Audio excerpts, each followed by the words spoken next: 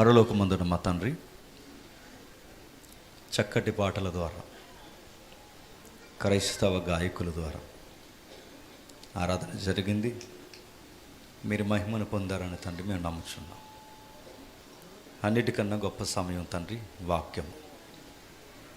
ఈ వాక్యాన్ని వినే తండ్రి ఈ సమయంలో ఎవరునూ ఎటువంటి ఆలోచనలకి గురి కాకుండా వినబడుతున్నది సాక్షాత్తు మీ మాటని గుర్తెరిగి గౌరవించి వారి జీవితాలకి అర్థము పరమార్థం తెలుసుకోవడానికి తండ్రి వీరందరితో నేరుగా మాట్లాడండి తండ్రి.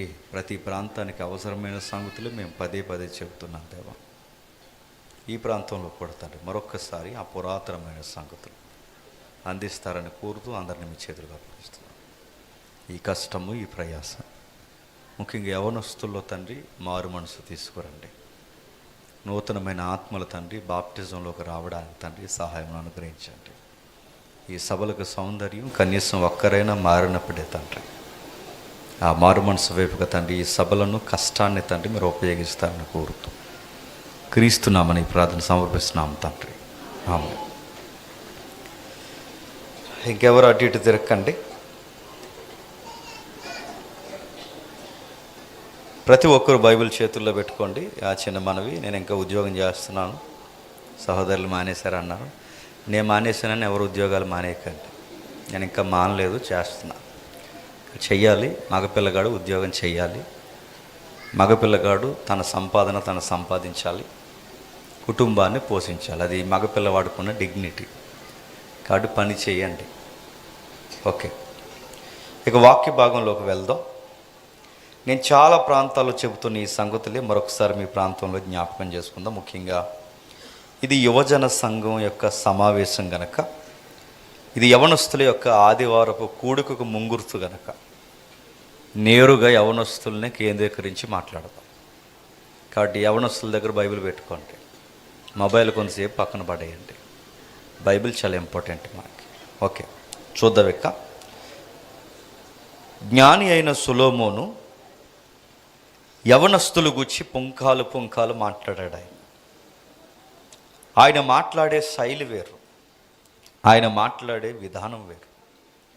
సొలొమోను గారి యొక్క అనుభవాల్లో నుంచి ఆయన అందించిన ఈ పత్రాలు లేదా ఈ డాక్యుమెంట్స్ లేదా ఆయన పుస్తకాల యొక్క పరంపర చాలా సున్నితమైన రహస్యమైన సంగతులు కూడా ఆయన వెలువరించాడు. అలాంటి వెలువరింపబడిన సంగతుల్లో ఈరోజు ఒక్క సంగతిని మనం కథబోతున్నాం.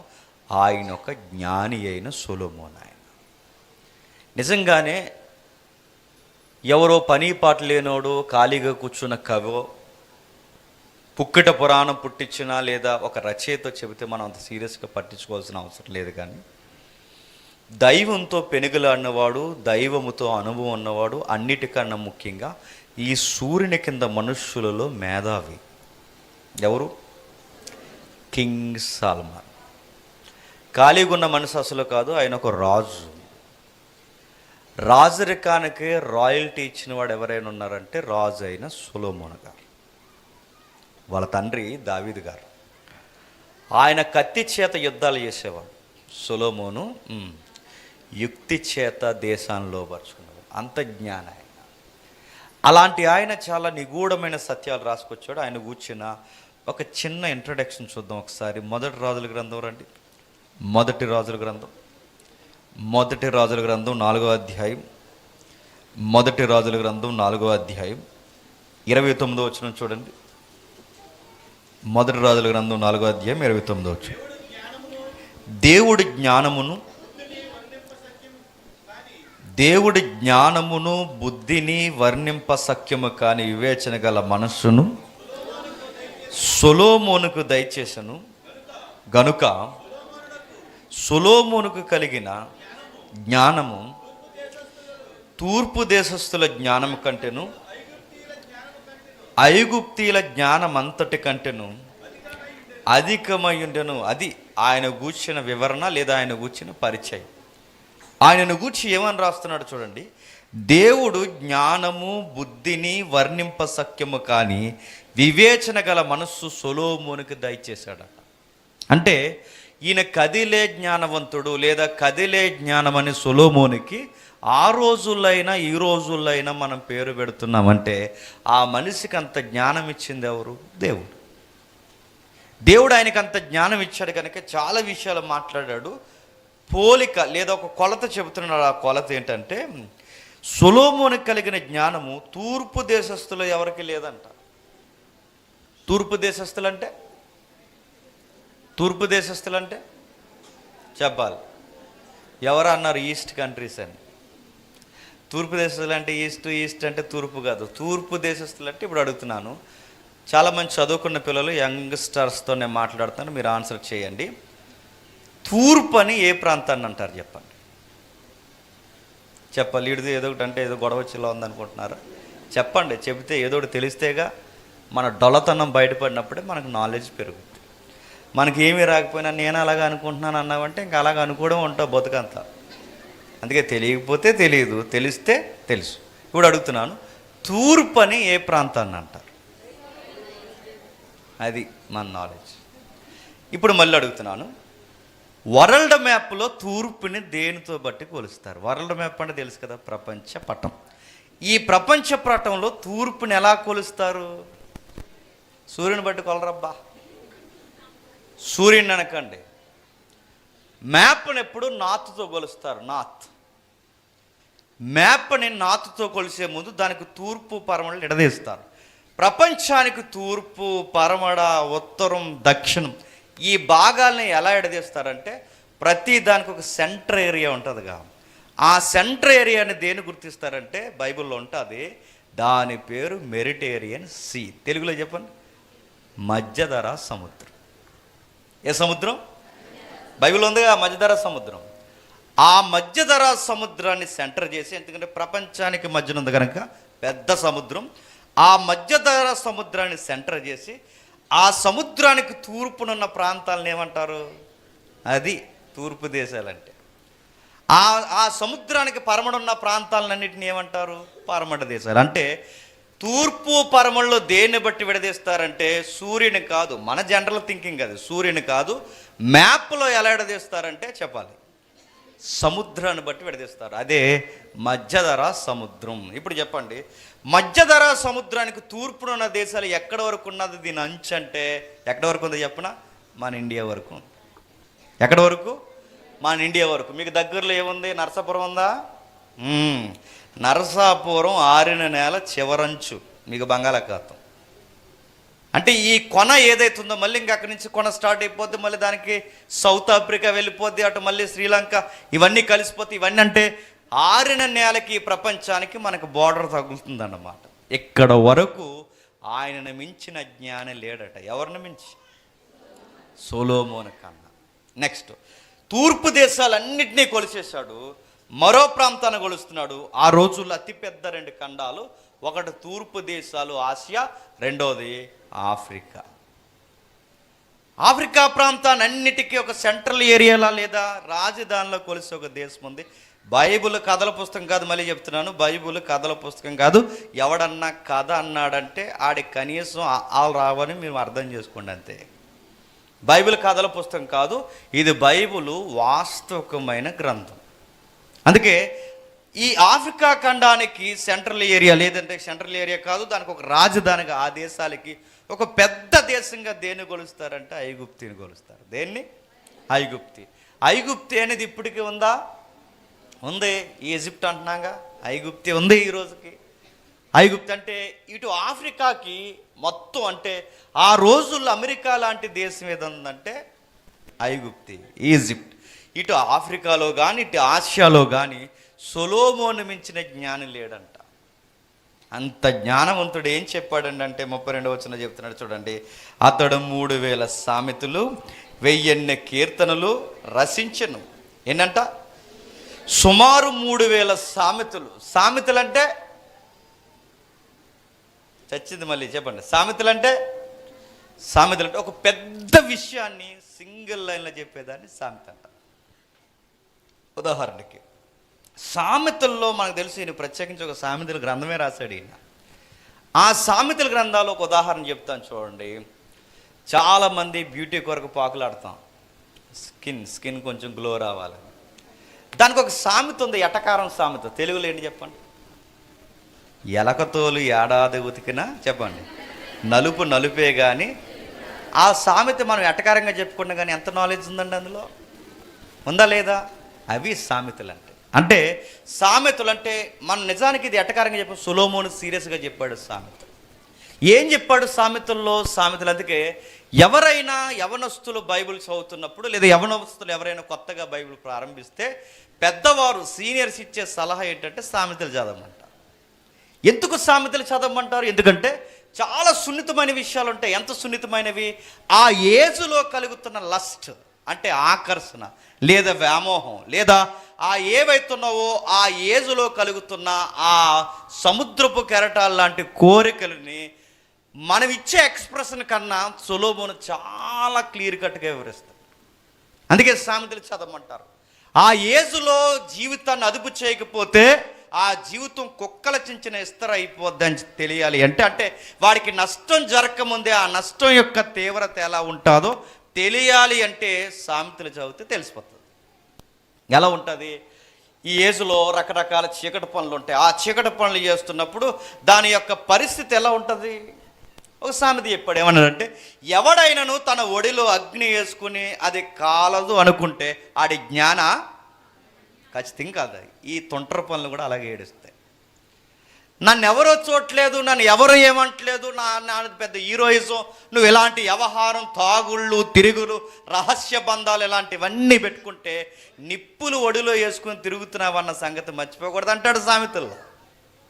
అంటే ఒక యవనస్తుడికి దాని ప్రమాదం ఎలా ఉందో సామెతలు చెప్తాడు. నెక్స్ట్, ఒక సంసారి ఎప్పుడు గాడి తప్పుతుందో కూడా సామెతలు చెప్తాడు. చెప్పడు? ఒక సంసారం చేస్తున్నవాడు మరొక చీకటి పని ఎప్పుడు చేస్తాడు కూడా సామెతలు చెప్తాడు. ఈదులో నలుగురు కుర్రగాళ్ళు నిలబడితే ఆ కుర్రగాళ్ళ మధ్య ఆ కిచ్చాపాటి స్టోరీస్ ఏముంటాయో కూడా సామెతలు చెప్పేశాడు. ఒకటి కాదు, రెండు కాదు, ప్రతీది సామెతలు చెప్పాడు. సాంగ్స్, బ్యూటిఫుల్ సాంగ్స్ రాశాడు. అందులో మెజారిటీ సాంగ్స్లో బ్యూటిఫుల్ సాంగ్ ఏంటో తెలుసా? పరమగీత. ఏంటది? పరమగీతాలు, సాంగ్స్ ఆఫ్ సాంగ్స్. ఎంత బాగుంటుందండి! ఒక యజమాని, నిజానికి అది ఆత్మీయ అర్థాలని చెప్పి సంఘానికి యేసుక్రీస్తు వారికి కలిపేసి అక్కడితో ఆగిపోయారు. కానీ ఒక భార్య భర్త అనే అసలైన కోణాన్ని వదిలేశారు. అక్కడ భార్య భర్త యొక్క కోణాన్ని పరమగీతాలు చదవండి. మ్యారేజ్ లైఫ్లో ఎంత బ్యూటీ ఉండాలో తెలియాలి అంటే పరమగీతాలు చదవాలి. అంటే తన భర్త కొరకు ఎదురు చూడడంలో ఒక అందం ఉంది. తన భార్య కొరకు మాత్రమే కట్టుబడి జీవించడంలో ఒక అందం ఉంది. ఇలాంటి అందాన్ని ఒక చక్కటి పాట చెప్తుంది. ఆ పాట పేరే పరమగీతాలు. ఇలాంటి ఒకటి కదండి, లైఫ్ ఎక్స్పీరియన్స్ చాలా రాశాడు ఆయన. సామెతలు చెప్పాడు, పాటలు రాశాడు. ఇంకా సైంటిస్ట్ లాంటి పరిశోధనలు కొన్ని బయట పెట్టాడట. ఏమెట్టాడు? కిందకి చదవండి ఒకసారి. మరియు లెబానోనులో ఉండు, తమ్ముడికి వస్తా ఉండే దగ్గర అమ్మింగ్ వస్తుందా? లెబానోనులో ఉండు దేవదారు వృక్షమునే కానీ గోడలలో నుండి మొలుసు విశ్వపు మొక్కనే కానీ చెట్లన్నిటిని గుచ్చి, ట్రిబుల్ అనుకుంటా తగ్గించి, చెట్లన్నిటిని గుచ్చి అతడు రాసెను. మరియు మృగములు, పక్షులు, ప్రాకు జంతువులు, జలచరములు వాటన్నిటిని గూర్చి అతడు రాసెను. ఎన్ని రాశాడట? నేను చదువుతున్నాను చూడండి. వృక్షాల కోసం రాశాడట.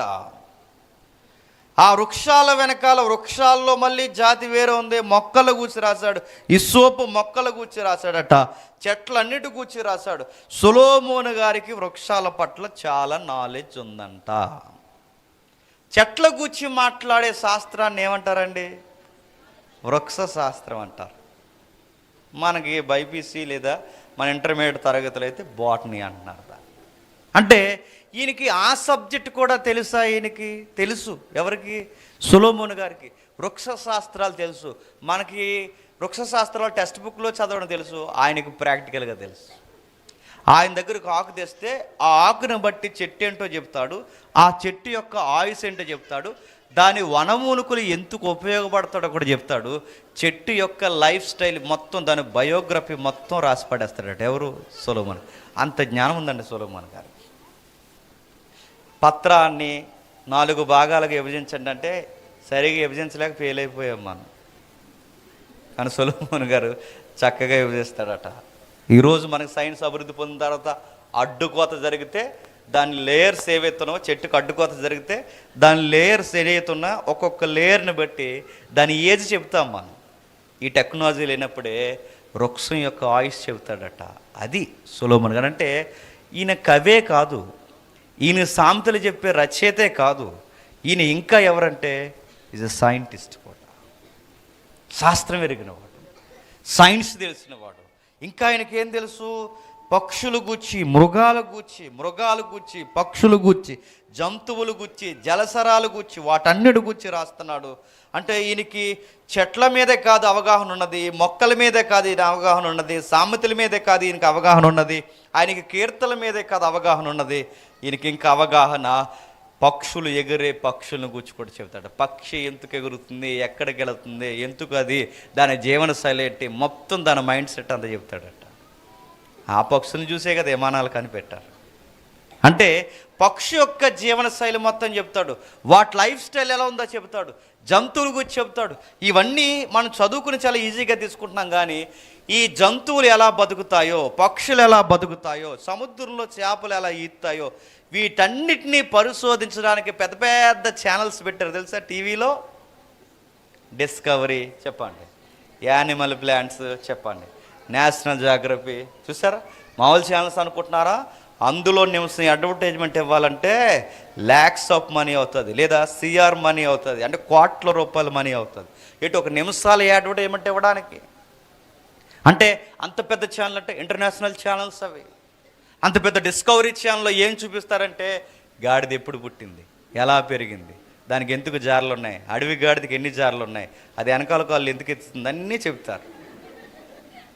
అంతే కదా, వెనకాల నుండి అది ఎందుకు అలా పుట్టింది, అది గాడిదకి, బాగా వినాలి, గాడిదకి గుర్రానికి క్రాస్ బీడ్ ఎందుకు అయింది, ఏది అడవి గాడిది, అది క్రాస్ బీడ్గా ఎలా ఉద్భవించింది, ఇవన్నీ ఈరోజు మనం మాట్లాడుకుంటున్నాం. ఆ రోజుల్లోనే జంతు శాస్త్రం మొత్తం మాట్లాడాడట. ఆయనకి చాలా విషయాలు తెలుసు. గమ్మత్తైన సంగతి, ఆశ్చర్యకరమైన సంగతి, సముద్రంలో జీవరాశి, అంటే సముద్రంలో చేపల ఉనికి ఈ రోజుకి ఎంత ఉందో మనకు తెలియదు, ఎన్ని రకాలు ఉన్నాయో తెలియదు. అప్పుడప్పుడు కొత్తగా వార్తలు పడతాయి, ఈ జీవిని ఇప్పటి వరకు ప్రపంచం చూడలేదని పేపర్లు వేస్తారు. అంటే ఇప్పటికే తెలియని జీవులు సముద్రంలో ఉన్నాయా? ఉన్నాయి. అసలు సముద్రంలో ఎలా జీవిస్తున్నాయో కూడా చెప్తారు.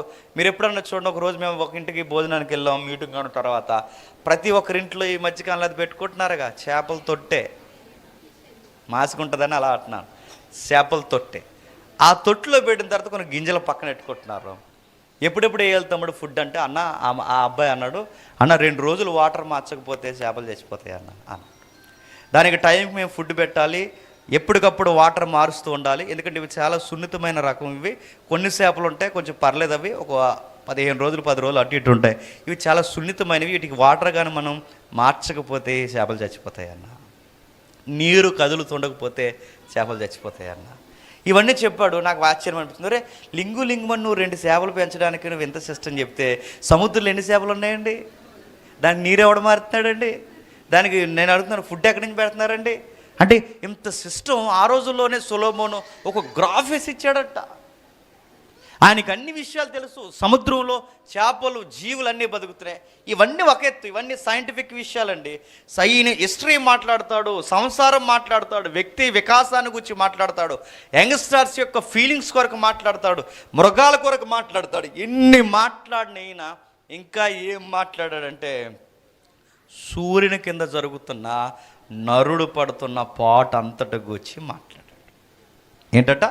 సూర్యుని కింద పడుతున్న నరుడు పడుతున్న పాట అంతటిని గూర్చి మాట్లాడాడు. మానవ జీవితాన్ని తఫాలుగా ఎడదీసి, బ్రతుకులో దేవుణ్ణి పట్టుకుని ఏలాడకపోతే బొగ్గ అయిపోతావని ఒక స్టేట్మెంట్ ఇచ్చాడు. జాగ్రత్తగా వినాలి. అంటే మన లైఫ్ పర్పస్ ఏంటో సొలొమోను గారు చెప్పేశారంటే చాలా క్లియర్ కట్ ఇన్ఫర్మేషన్తో చెప్పేశాడు ఆయన. దానిని గూర్చిన అవగాహన మనకు అవసరం. తిన్నాను, తిరిగాను, ఎగిరాను, ఎటకారాలు చేసుకున్నాను, అలా తిరిగాను, ఇలా తిరిగాను, చర్చికి వచ్చాను, సభలో కూర్చున్నాను, వెళ్ళిపోతానంటే ఇది కాదు లైఫ్. ఎంతకు మించి జీవితం ఉంది? చక్కటి ఆకారం ఈ వయసులో మనకు ఉంది కనుక ఎలా పడతా అలా బతికేస్తాం. ఇది కాదు జీవితం. తఫాలుగా జీవితం మారిపోద్ది. చాలా అనుభవాలతో రాశాడు. మనం ఈ మాటలు మాట్లాడుకుంటున్నప్పుడు వయసు మళ్ళిన వారి దగ్గరికి వెళ్ళి ఈ మాటలు అడగండి, అవి పచ్చి వాస్తవాలని చెబుతారు. ఏం చెప్పాడు, ఏం మాట్లాడాడు, ఏ విషయాలని క్రోడీకరించాడో ఒక్కసారి రండి చూద్దామే, ఆలస్యం చేయకుండా. ప్రసంగి గ్రంథం తీయండి. ప్రసంగి గ్రంథము అందరూ బైబిల్ తీయాలి. ఎవరి దగ్గరైనా బైబిల్ లేకపోతే సిగ్గు లేకుండా పక్కవారు బైబిల్ చూడండి. బైబిల్ లేకుండా రావడం మన క్రైస్తవ్యానికి గౌరవం కాదు. చూద్దాం. ప్రసంగి గ్రంథము 11వ అధ్యాయం. ప్రసంగి గ్రంథము 11వ అధ్యాయం 9వ వచనం చదవండి. యవ్వనుడా, నీ యవ్వనమందు సంతోషపడుము, నీ యవ్వన కాలమందు నీ హృదయాన్ని సంతుష్టిగా ఉండనిమ్ము, నీ కోరిక చొప్పునను నీ దృష్టి యొక్క ఇష్టము చొప్పునను ప్రవర్తించు. అయితే వీటన్నిటినీ బట్టి దేవుడు నిన్ను తీర్పులోనికి తెచ్చినని జ్ఞాపకం చేసుకో. ఒక పర్మిషన్ ఇచ్చినట్టు ఇచ్చి లాక్ వేసాడండి. ఎవరు? సొలొమోను గారు. ఏమంటున్నాడు చూడండి. యవ్వనుడా, నీ యవ్వనమును బట్టి నీ యవ్వనమందు సంతోషపడు, నీ యవ్వన కాలమందు నీ హృదయం చాలా విషయాలు కోరుతుంది, వాటన్నిటి విషయంలో సంతుష్టిగా ఉండనిమ్ము. నీకు ఏవేవి కోరికలు వస్తున్నాయో నీ దృష్టి యొక్క ఇష్టము చొప్పున ప్రవర్తించు. అయితే షరతులు వర్తిస్తాయి అన్నాడు. ఏమన్నాడు? నీకెంత దూరం పరిగెట్టాలనిపిస్తావో అంత దూరం పరిగెట్టు, కానీ పరుగుకి లెక్క అడుగుతాడు, జాగ్రత్త. నీకు ఏమేమి కోరికలు వస్తున్నాయి, నా ఇష్టం నా కోరికని నువ్వు ఎంత బలాదూరు తిరుగుతావో తిరుగు, అదే కోరికల కొరకు లెక్క అడుగుతాడు. అంటే జీవితాన్నిచ్చి, జీవాన్నిచ్చి, మన మనుగడిచ్చి, మనకంటూ గుర్తింపిచ్చి మన జీవితాన్ని ఈరోజు నిలబెట్టిన వాడు ఖచ్చితంగా ఒక రోజు నిలదీసి అడుగుతాడు అని సొలొమోను గారు చెప్తున్నారు.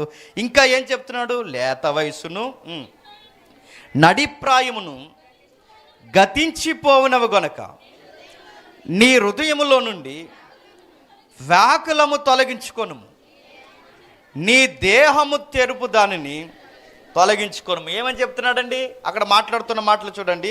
లేత వయసు నడిప్రాయము గతించిపోవును గనక నీ హృదయములో నుండి నీ వ్యాకులము తొలగించుకోవడము.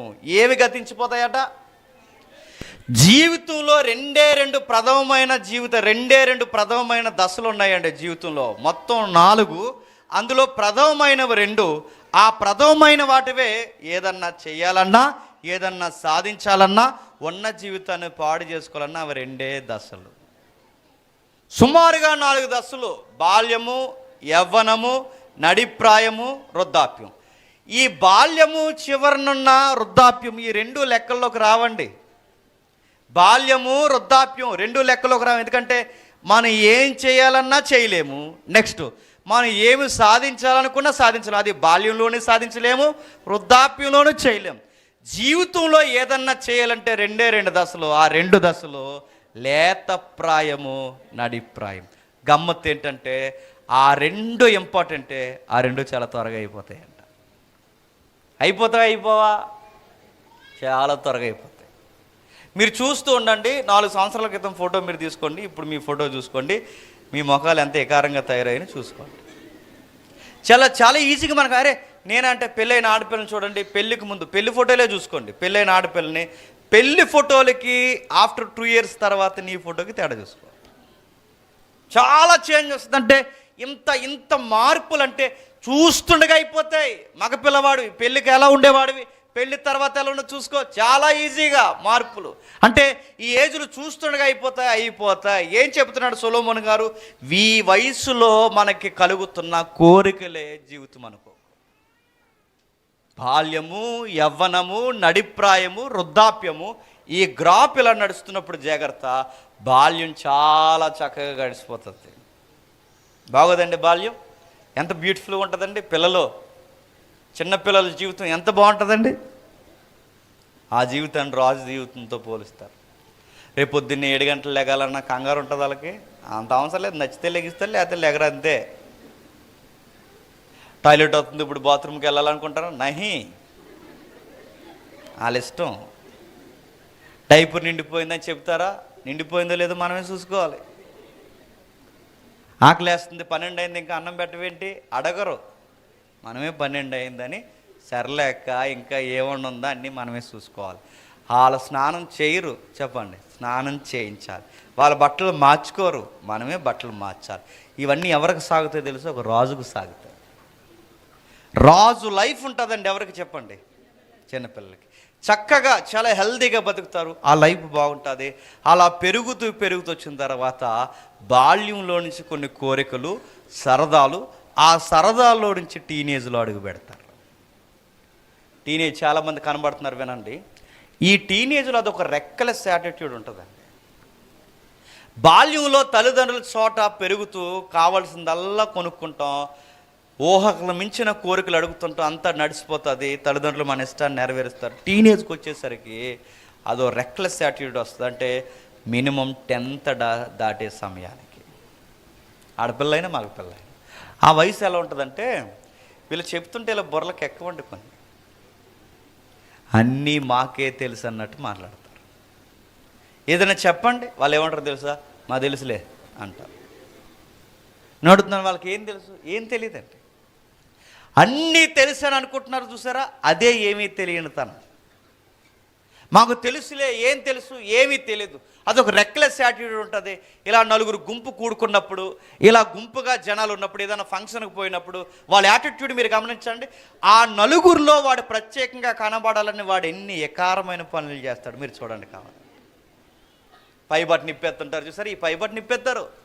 మరి నెక్స్ట్ ఒలింపిక్స్కి వెళ్తున్నాడుగా బిల్డింగ్కి, పై బట్టను ఇప్పేస్తాడు. పై బట్టను ఇప్పేసి ఎంత రకాలుగా తిరుగుతుంటారు, పై బట్టను ఇప్పేస్తారు. వాళ్ళు నిలబడినప్పుడు కూడా మీరు చూడండి, నలుగురు నిలబడినప్పుడు అదొక రెక్లెస్గా నిలబడతారు, కాలు వంకరగా పెట్టి, అదొక స్టైల్ ఉంటుంది వాళ్ళకి.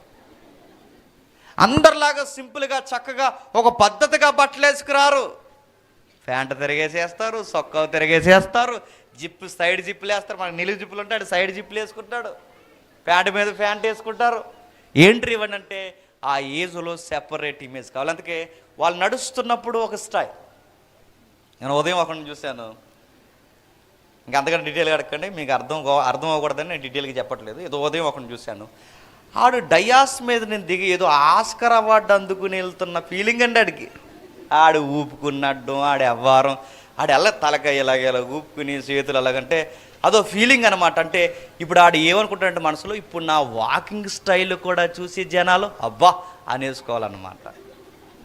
అందుకే చూడండి, ప్రతిదీ మెయింటైన్ చేస్తారు. షర్ట్స్ కానీ, వారి హెయిర్ స్టైల్ కానీ, వారి మూమెంట్స్ కానీ, వాళ్ళ కామెంట్స్ కానీ, వాళ్ళ యొక్క వాకింగ్ స్టైల్ కానీ ప్రతిదీ మెయింటైన్. ఎందుకంటే ఒక సెపరేట్ ఇమేజ్. అందుకే ఈ ట్రెండ్లో ఉన్న పిల్లలందరికీ ఏమొచ్చినాయి అంటే ఈ రీల్స్ వచ్చినాయి. ఇప్పుడు మనం ఇలా దిగుతాం మెట్లు, అలా దిగరు, దూకేస్తారు, అదొక రీల్. కొండ శివర్లకి ఎక్కి దూకేస్తుంటారు, అదొక రీల్. ఇవన్నీ ఏంట్రా ఈ పనులు అంటే సెపరేట్ ఇమేజ్ కోరుకునే వాళ్ళందరూ ఎక్కడ పడ్డారంటే సోషల్ మీడియాలో పడ్డారు. అందుకే ఒకటి సీరియస్గా ఒక మంచి చొక్కా వేసుకున్నాడు, మంచి ప్యాంట్ వేసుకున్నాడు, ఇన్సర్ట్ చేసుకున్నాడు, ఒక కారు వేసుకుని వచ్చాడు, టక్కుమని కారు ఆపేశాడు, ఒక కెమెరా పెట్టుకున్నాడు, ఆ వీడియో తీస్తున్నారు, టక్కుమని పక్కనే బురద ఉంది, ఆ బురదలో పడిపోయాడు. ఎందుకు పడిపోయారంటే రీల్, అదొక రీల్. నేను చాలా దిక్కులు చెప్పాను, మీకు కూడా చెప్తున్నాను వినండి. ఓ కుర్రగాడు ఉన్నాడు, అందరూ రొటీన్గా చేసినట్టు చేస్తే ఏం బాగుంటుంది, నా గర్ల్ ఫ్రెండ్కి డిఫరెంట్ గిఫ్ట్ ఇవ్వాలనుకున్నాడు. ఏం గిఫ్ట్ ఇస్తారంటే ఒక డిఫరెంట్ కేక్. ఆ కేక్ బాత్రూమ్ కేక్. అది ఆ కేక్ పేరే బాత్రూమ్ కేక్. మీరు కావాలంటే గూగుల్లో యూట్యూబ్లో కొట్టండి ఎన్ని కేకులు ఉన్నాయో. అదేం కేక్ అంటే అదో కేకు. అంటే ఇండియా టబ్, ఇండియాకి మన ఇండియన్ టబ్స్ ఉంటాయి కదా కిందవే, అదే నేలవి, అదో కేకు. ఫారెన్ టబ్స్ అదో కేకు. మళ్ళీ దాని మీద కొన్ని క్రీములు గారిని ఏంటని అడగండి, అదో కేకు. ఆ కేక్ ఆడు కట్ చేసి తన ప్రియులాగా పెడుతుంటే ఆ కేక్ మీద కారుతుంది క్రీము. ఆ పెడుతుంటే అది లైక్, మళ్ళీ ఆ వీడియో పెట్టాడు అంటున్నాడు, లైక్ చేయండి, షేర్ చేయండి. మరి ఏం పనులు అంటే ఈ ఇమేజ్ కోరుకుంటారు ఆ ఏజ్లో. ఇవన్నీ నడుస్తాయండి. ఈ టీనేజ్లో ఎలా ఉంటుందో తెలుసా, చదువు ఎక్కదు. బాగా వినాలి, సొలొమోన్ గారు ఊరికే చెప్పట్లేదు, చదువు ఎక్కదు. ఆ ఏజ్లో బాగా వినాలి. ఈ 13 నుంచి 20 సంవత్సరాలు 21 సంవత్సరాల లోపు ఉన్న దాన్ని టీనేజ్ అంటారండి. చదువుకొని బాగుపడాలన్నా అదే వయసు, ఉన్న జీవితం పాడైపోవాలన్నా అదే వయసు. గుర్తుపెట్టుకోండి. ఇంటర్మీడియట్ ఆ వయసులోనే వస్తుంది, డిగ్రీ ఆ వయసులో వస్తుంది. 21 సంవత్సరాలు అయ్యేసరికి మగపిల్లగాడు డిగ్రీ పట్టా పొందుకోవాలండి. ఆ ఏజ్లోకి నువ్వు డిగ్రీ అవగొట్టకపోతే నువ్వు తర్వాత డిగ్రీ అవ్వకూడదాం అనుకున్నా నీకు సబ్జెక్ట్ ఎక్కదు. తర్వాత నీ జూనియర్స్ సీనియర్స్ అవుతారు, నువ్వు కాలేజీకి పోలేవు, నీకు డిగ్రీ అవ్వదు. ఈ టైంలో చదువుకునే టైంలో నువ్వు చదవు. నువ్వు ఎలాంటి స్టోరీలు చెప్తావంటే హీరోయిజం అంటావు, అదంటావు, చెత్త అంటావు. చేసిన వ్యవహారాలకి సబ్జెక్ట్ ఉండిపోయిన దానికి ఇంకా నీకు బుద్ధి రాకుండా నువ్వు చేసే పని ఏంటంటే మళ్ళీ నీకు లవ్ స్టోరీ కూడా తగలేసుకుంటావు. నువ్వు ఒక గాలి ఎదవ్వే, నేను కావాలంటున్నాను, నువ్వు ఒక గాలి ఎదవ్వే, నీ గాలి అవ్వాలని ఇంకొక గాలి ఉంటుంది మళ్ళీ బయట. ఆ గాలికి పోయిన సబ్జెక్టులన్నీ. ఆ గాలి ఈ గాలి కలిస్తే ఈదురు గాలి తప్ప ఇంకేముంటాయి చెప్పండి? ఏమీ లేదు. అడుగుతున్నాను, ఏమి సాధిస్తారు? మీ ఇద్దరు ఒకటవుతారు. రేపు పొద్దున్న అడుగుతున్నాను, ₹10 పూరి కొనగలడు? లేదా ఆ పిల్ల ఏమైనా ఒక ఉద్యోగం చేయడానికి తనకేమైనా సబ్జెక్ట్ ఉందా? వీళ్ళ పెద్ద ఫిలాసఫీ మాటలు ఏం చెప్తారు తెలుసా? ప్రేమించేసారట. అడుగుతున్నాను, నీ తలకాయ, నీకు ప్రేమ అంటే ఏం తెలుసు అని అడుగుతుంది బైబిల్. ఏం ప్రేమించేసావు అడుగుతున్నాను. ఏం ప్రేమించావు? ఏం చూసి ప్రేమించావు? నీకేం తెలియదు, ప్రేమించావు. నువ్వు ఏం చూసి ప్రేమించావు నీకేం తెలియదు, ప్రేమించావు. ఆ ప్రేమ అనే పవిత్రమైన పదం ఎక్కడ ఉపయోగించాలో కూడా నీకు తెలియదు అని అడుగుతున్నాను. కాలెంకర చెయ్యంకర ఉన్న వాళ్ళని ప్రేమిస్తారండి వీళ్ళు? లేదా నల్లగున్న వాళ్ళని ప్రేమిస్తారండి వీళ్ళు? ప్రేమించాడు అని అడుగుతున్నాను. ప్రేమించిన తర్వాత నెక్స్ట్ ఏంటి? ఏ గుడి దగ్గరో, ఏ మసీద్ దగ్గరో, ఏ రిజిస్టర్ ఆఫీసర్ దగ్గర, కొన్ని చర్చిలు ఈ మధ్య అలా దగ్గరే, కొన్ని దొంగ చర్చిల దగ్గర ఎక్కడ దగ్గర దొంగ పెళ్లి చేసుకుని అక్కడికి పోయి నువ్వు కాపురం స్టార్ట్ చేస్తావు. అడుగుతున్నాను, ఈయన వల్ల నెక్స్ట్ నువ్వేం చేస్తావు? కూలి పని చేయగలవా? ఒక ఉద్యోగం నీకు వస్తుందా? ఏమీ చేయలేవు. అప్పుడు నీకు లైఫ్ అర్థమవుతుంది. టీనేజ్ అయిపోతుంది. ఈ టీనేజ్లో ఎలా చెడిపోయే వాళ్ళు కొంతమంది ఏ పని చేయరు, వీళ్ళు ఏమి చదువుకోరు. ఇప్పుడు పూర్తిగా చదువు రాక, ఈ వయసులో పని రాక, ఒక టాలెంటు రాక ఇంట్లో ఖాళీగా కూర్చుంటే నేను అడుగుతున్నాను, జీవితం సాగుద్దా? మా నాన్న బాగానే సంపాదించాడు, మా అమ్మ బాగానే సంపాదించిందంటే ఎంత సంపాదించారు? 20 ఎకరాలు సంపాదించారా? ఇక్కడ మిమ్మల్ని అడుగుతున్నాను, 20 ఎకరాలు ఉన్నాయి మనకు ఎవరికైనా? అడుగుతున్నా, ఒకవేళ 20 ఎకరాలు ఉంటే తిని కూర్చుంటే అవుద్దా? పెద్దలు సామెత చెప్పారు, తిని కూర్చుంటే కొండలైనా కరిగిపోతాయి. తండ్రులు సంపాదించిన ఆస్తులు పిల్లలు పాడు చేసిన వాళ్ళు లేరు. ఎన్నో ఆశలు పెట్టుకుంటే కూతురు అర్ధాంతరంగా గుండెల మీద తన్నేసి వెళ్ళిపోయిన కూతురు లేరు. నేను చాలా దిక్కుని మాట్లాడుతున్నాను, కావాలని అంటాను. ఒకవేళ ఈ ప్రేమ పెళ్ళుల్లో మంచోళ్ళు ఉంటే ఉండొచ్చు కాక, ఎవరైనా ఉంటే క్షమించండి, కానీ మెజారిటీ నష్టాలు ఎక్కువ ఉన్నాయి. ఎవరైనా ఉంటే ఎందుకో చెప్పనా? వినండి, ప్రేమ పెళ్ళి అని తిరుగుతారు. ఏం ప్రేమ అండి? వాళ్ళ అమ్మ చిన్నప్పటి నుంచి రొమ్ము పాలు ఇచ్చి పెంచింది, ఆ ప్రేమ మర్చిపోయింది ఈ పిల్ల. వాళ్ళ నాన్న చిన్నప్పటి నుంచి వాళ్ళ అమ్మ నాన్న ఎత్తుకుని గోరుముద్దలు తినిపించి పెంచారు 25 సంవత్సరాలు. ఆ ప్రేమ మర్చిపోయి గాలోడు. వీళ్ళిద్దరూ కలిసి ఇప్పుడు ప్రేమించుకున్నారంటే కళ్ళ ముందున్న అమ్మ నాన్న ప్రేమ చూడడం రానోళ్ళు ఇప్పుడు మీ ప్రేమను చూస్తున్నారంటే ఎలా నమ్ముతున్నారండి? ఉంటుంది అనుకుంటున్నారా? మరో మాట చెప్తాను వినండి. అరేంజ్డ్ మ్యారేజ్ గొప్పదా, లవ్ మ్యారేజ్ గొప్పదా అని నన్ను అడిగితే అరేంజ్డ్ మ్యారేజ్ గొప్ప. ఎందుకంటే పిల్ల ఇలా అంటుంది. పిల్ల ఏమంటుందంటే, డాడీ మీకు ఏది ఇష్టమో నాకు అదే ఇష్టం, మమ్మీ మీకు ఏది ఇష్టమో నాకు అదే ఇష్టం. కుర్రోడు బిడ్డలు అంటాడు, మీకు అమ్మాయి నచ్చితే చెప్పండి, ఇంక నేను ఏం చూడను, మీ ఇష్టమే నా ఇష్టం అంటాడు. తల్లిదండ్రుల మీద ఆడుకుంటున్నారు. అంత వయసు వచ్చినా, 25 ఏళ్ళు 30 ఏళ్ళు వచ్చినా తల్లిదండ్రులకి లోబడుతున్నారు. చూస్తారా? మీ ఇష్టమే నా ఇష్టం అంటే వీళ్ళ పెళ్ళిలో ఇప్పుడే తల్లిదండ్రులకు పెద్దపేటేసి లోబడుతున్నారంటే రేపు పెళ్ళి అయిన తర్వాత కూడా లోబడతారా? లోబడతారు. ఇప్పుడే విలువల కొరకు ఎంత తగ్గిపోతున్నారంటే రేపు పెళ్ళి అయిన తర్వాత కూడా తమను తాము తగ్గించుకుంటారు. అలా కాకుండా లవ్ మ్యారేజ్ చేసుకున్నారు అక్కడ అందరు కాదులేండి, కొందరు, ఎందుకంటే కొంతమంది బాధపడుతున్నారు. లవ్ మ్యారేజ్ చేసుకున్నారు అనుకోండి, గుర్తుపట్టండి, 25 ఏళ్ళు పెంచిన అమ్మా నాన్ని వదిలేసి వచ్చేసిందంటే, బాగా వినాలి, 25 ఏళ్ళు పెంచిన అమ్మా నాన్ని వదిలేసి వచ్చేసిందంటే మధ్యలో వచ్చిన గాలి గొట్టంగడ నీతో ఉంటుందని ఏమనుకుంటున్నావు? ఉంటుందా? మిమ్మల్ని అడుగుతున్నాను నేను. మరి వాళ్ళ నాన్న వదిలేస్తుంది, వాళ్ళ అమ్మను వదిలేస్తుంది. ఈ పిల్ల కూడా చెప్తున్నాను, వాళ్ళ నాన్న వదిలేసాడు వాడు, వాళ్ళ అమ్మను వదిలేసాడు వాడు. ప్రేమించిన అమ్మా నాన్నే వదిలేసిన ఈ గాలోడు రేపొద్దున నేను చూసుకుంటాడని ఎలా అనుకుంటున్నావు? తల్లిదండ్రులనే చూడన్నాడట, నేను చూస్తాడా? తల్లిదండ్రులతోనే ఉండనది ఈ తల్లి నీతో ఉంటుందనుకుంటున్నావా? అంటే వీళ్ళ నిలకడలేని మనసు కలిగిన వారు గుర్తుపెట్టుకోండి. ఈ టీనేజ్లు అన్నీ ఎలాంటి పనులు ఉంటాయి. ఈ టీనేజ్ అయిపోద్ది, ఏమీ సాధించరు, అమ్మా నాన్నతో కూర్చుంటారు, రూపాయి దాస్తాం అనుకుంటే ఎక్కడ దాస్తారు? ఏమీ దాయరు. ఇప్పుడు జీవితం స్టార్ట్ అవుద్ది. ఈ లేత వయసు కాస్త నడి వయసులో పడిపోతుంది. ఏ వయసులోకి వెళ్తుంది? నడి వయసు. నడి వయసులో ఏమవుతుంది? బాధ్యతలు పెరుగుతాయి. ఇప్పుడు ఒక్కడవే లేవు. ఇప్పుడు వరకు అమ్మా నాన్న సంపాదిస్తే తిన్నావు. ఇప్పుడు నీ లైఫ్లో ఒక భార్య, పిల్లలు, ఇంత సంసారం నీ వెనకాల వచ్చింది. ఇప్పుడు పిల్లలు భార్య ఇప్పుడు వీళ్ళని పోషించాలి. ఇప్పుడు నీకంటూ ఒక సొంతంగా కుటుంబం ఏర్పడుతుంది. ఇప్పుడు ఈ కుటుంబాన్ని పోషించాలంటే తిని కూర్చుని మొబైల్ అట్టుకుని తిరిగితే అవుతుందా? అయిపోయింది ఆ ఏజ్. మరి ఇప్పుడు ఏం చేయాలి? ఏదో ఒక పని చేయాలి. ఏం జాబ్ ఇస్తారు నీకు? గ్రూప్ 1 ఇస్తారా? గ్రూప్ 2, గ్రూప్ 3, గ్రూప్ 4, ఏ గ్రూప్లోకి రానివ్వరు మనల్ని.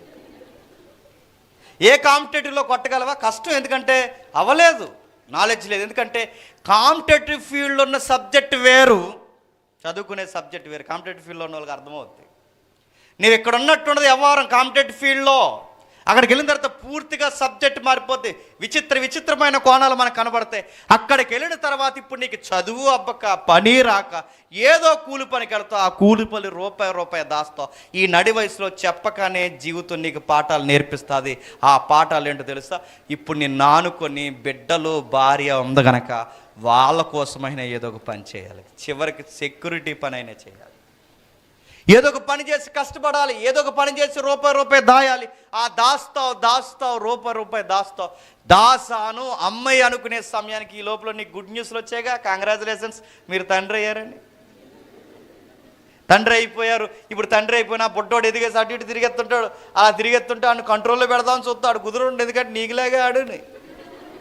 ఆడేం కుదురున్నాడు, అటు తిరిగితే ఆడికి నువ్వు చాలా సీరియస్గా కామెంట్స్ ఇస్తావు. రే ఆగరా, రే అలా వెళ్ళకరా, రే ఇలా ఆగరా, రే ఇక్కడ ఉండరా, రే అంటావు. ఆడు అసలే ఉంటాడు. అప్పుడు సీరియస్గా చెప్తుంటాడు. అప్పుడప్పుడే మాటలు నేర్చుకుంటాడు, మాట్లాడుతాడు. యా అంటాడు, ఆగరా, వెళ్ళరా, అలా వెళ్ళకరా, ఎక్కడుండరా, నువ్వు నా మాట వినాలరా, ఎందుకురా పెద్దల్ని ఎదిరిస్తున్నావంటే ఆ కందిరేగ మనకు పుట్టింది కనుక ఆడు అంటాడు, ఎందుకు నీ మాట వినాలి అంటాడు. ఆడు క్వశ్చన్స్కి మన దగ్గర ఆన్సర్లు ఉండవు. ఎందుకు నీ మాట వినాలంటే సీరియస్గా ఒక ఆన్సర్ చెప్తాం. ఎందుకు నా మాట వినాలంటే నేను మీ నాన్నని అంటాం. ఎవరు? మీ నాన్న. ఇప్పుడు అడుగుతున్నాను, మీ నాన్న అనగానే ఇంతకు మించిన ఆన్సర్ ఏముంది?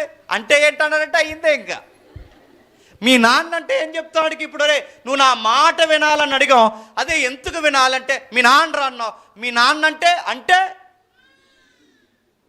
ఇలాంటి క్వశ్చన్స్ అడుగుతారు. నేను అడుగుతున్నాను ఎందుకంటే మనం కొడుకులుగా ఎలా ఉండాలో మనకు తెలియలేనప్పుడు, కూతురులుగా ఎలా ఉండాలో మనకు తెలియలేనప్పుడు, కొడుకుగా కూతురుగా ఎలా ఉండాలో తెలియని మనకి ఇప్పుడు సడన్గా కొడుకో కూతురో పుడితే ఆ కొడుకులు కూతుర్లకి మనం ఏమి నేర్పిస్తాం? మనం ఏమి నేర్పించలేము. మనకేం తెలియదు. మన ఎంటీ మైండ్స్తో వాళ్ళకి ఏమి నేర్పిస్తాం?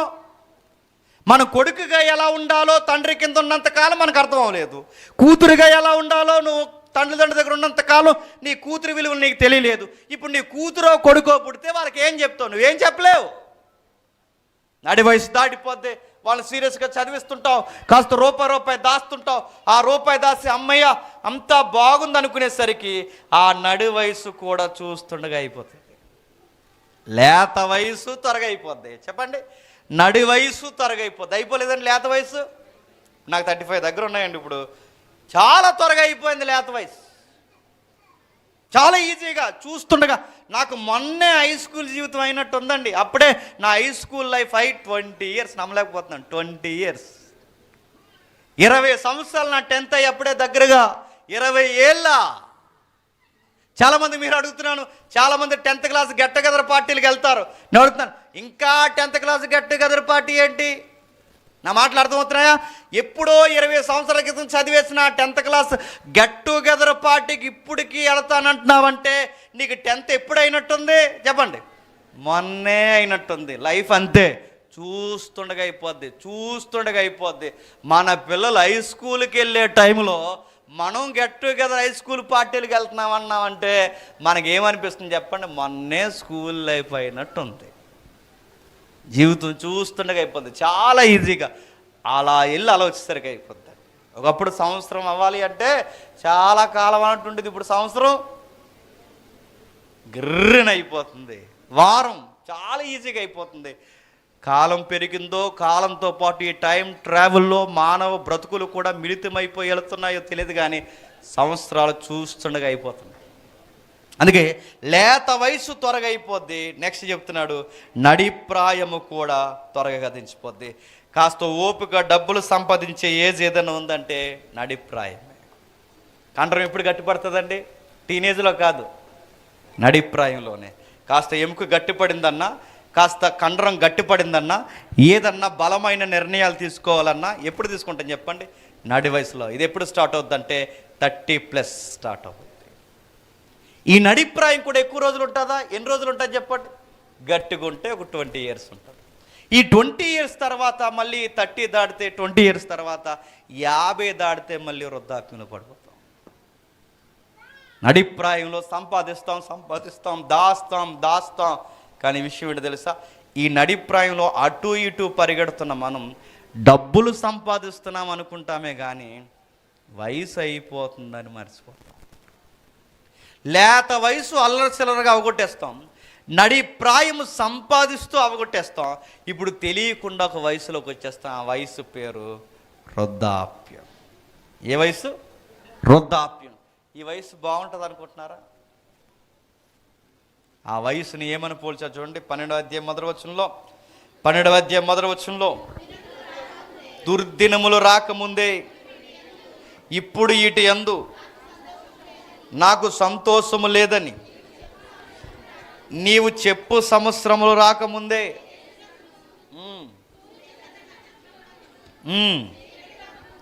తేజస్సునకును సూర్యచంద్ర నక్షత్రాలకును చీకటి కమ్మక ముందే వాన వెలిసిన తర్వాత ఇవి ఏ దినాలట? లేత వయసు, నడిప్రాయము, తర్వాత వచ్చే వయసు ఏంటట? దుర్దినం. నిజంగానే దుర్దినాలండి. ఆ దుర్దినాలు వయసు అయిపోయిన తర్వాత బాగా వినాలి అందరూ, మనకు నచ్చని రోజులు అవి. మన జీవితంలో చాలా సాధించామనుకుంటాం కానీ ఒక్కడ కూడా అనుభవించలేని ఒక వయసు వస్తుంది మనకి. జీవితం అస్తవ్యస్తమైపోతుంది. దీని ఎందుకు ఈ పదాలు సొలొమోను గారు రాస్తున్నారంటే వాటి యందు మనకు ఆనందం, ఆ దినాల యందు మనకేముండదట? ఆనందం ఉండదట.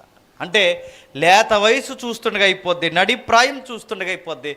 అంత జీవితం సడన్గా అయిపోయి ఎక్కడ కూర్చుంటామంటే వయసు అయిపోయిన వృద్ధాప్యంలో కూర్చుంటే ఏమవుద్దో నువ్వు నేను కాదు కానీ సొలొమోను గారు చెప్తారు. ఏమవుద్దో ఒకసారి చూద్దాం. ఒక్కసారి మొదటి రాజుల గ్రంథం రండి. మొదటి రాజుల గ్రంథం 11వ అధ్యాయం. మళ్ళీ వద్దాం ఇక్కడికి. మొదటి రాజుల గ్రంథం 11వ అధ్యాయం, క్షమించండి 10వ అధ్యాయం. నేను చదువుతాను చూడండి. 10వ అధ్యాయం 14వ వచనం నేను చదువుతున్నాను చూడండి. ఏటేటా సొలొమోనుకు వచ్చి బంగారము 1332 మణుగుల ఎత్తు, ఇదియు కాక గంధవర్గము మొదలైనవి వర్తకుల యొద్ద నుండి, అరేబియా రాజుల యొద్ద నుండి, దేశ అధికారుల యొద్ద నుండి చాలా బంగారం వస్తుందంటే ఎవరికి? సొలొమోను గారికి.